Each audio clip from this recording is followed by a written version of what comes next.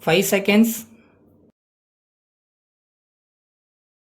Start. Mr. Speaker Sir, I rise to reply to the criticisms made about the scarcity and famine conditions prevailing in many parts of the state. There is no doubt that famine is serious and extensive. It is not as if our land was not affected by famine at any time. I heard the other day one honorable member saying that even in the days of Rama there was famine. So famine is not a new future. But the new future now is that it is extensive as well as continuous and acute, and we will have to find out the causes for it. The Second World War upset the whole food position in the country, and famine conditions have become acute as well as continuous thereafter. Every member tries to voice his grievances, and in some cases even small deaths are taken as starvation deaths.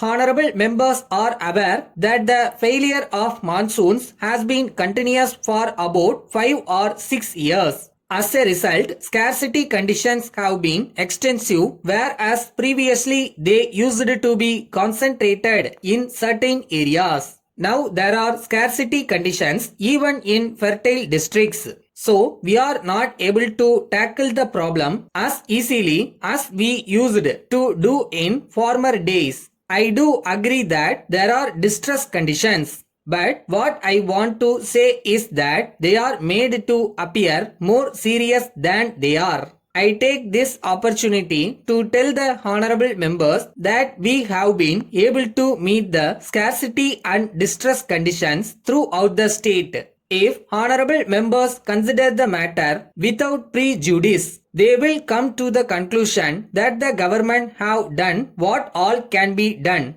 We have taken up relief works and they employ a large number of people.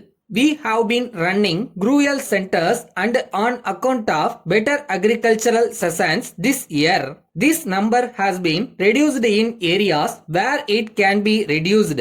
Loans for agricultural purpose were given and a large number of wells were deepened. The collection of kist has also been postponed in many districts. We have received proposals for remission of kist from many districts. Remission has been ordered in some districts and in other districts it will be ordered very soon. An honorable member has stated that a famine inquiry committee may be formed which will inquire into all the problems of acute famine and suggest permanent remedies for the eradication of famine. I may tell the honorable members that the government of India have already constituted a similar committee. That committee has toured scarcity and famine areas and I think it has submitted its report to the center and it is under their active consideration. We may know something about the results some time later.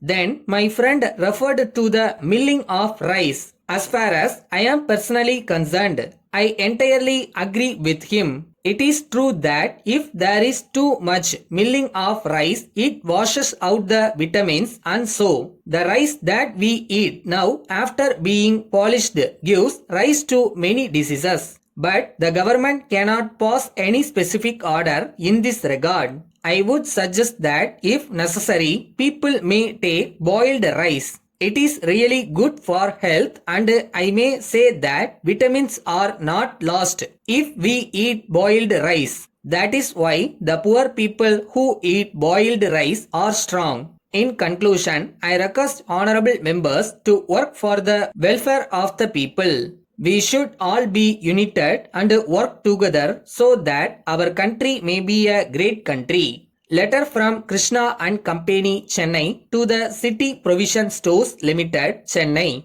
Dear sirs, we have great pleasure in informing you that our firm has been entrusted by Kamal Oil Mills Limited, Mumbai, with the marketing of their Kamal brand oils and soaps throughout the state. Kamal goods do not need any introduction to the trade. They are manufactured by a well-known business house and they have already made a name for their purity and excellence. Their lotus soap and lotus hair oil are familiar to every household in northern India.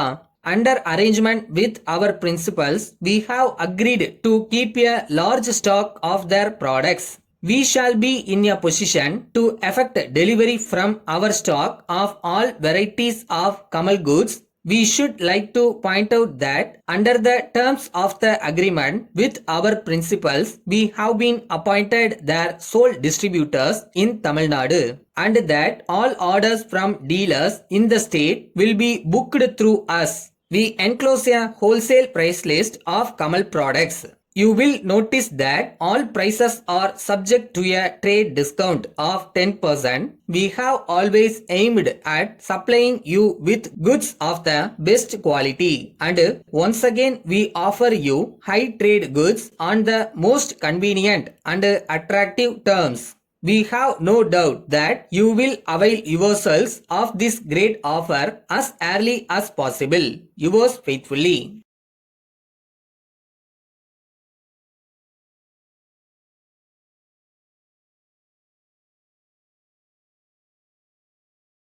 நம்ம வேலையை நம்ம ஒழுங்காக பார்த்துட்டு செஞ்சுட்டு முயற்சி பண்ணோம்னா தானாக வரும். கண்டிப்பாக வரும். அந்த நம்பிக்கையை மட்டும் மனசில் வைங்க.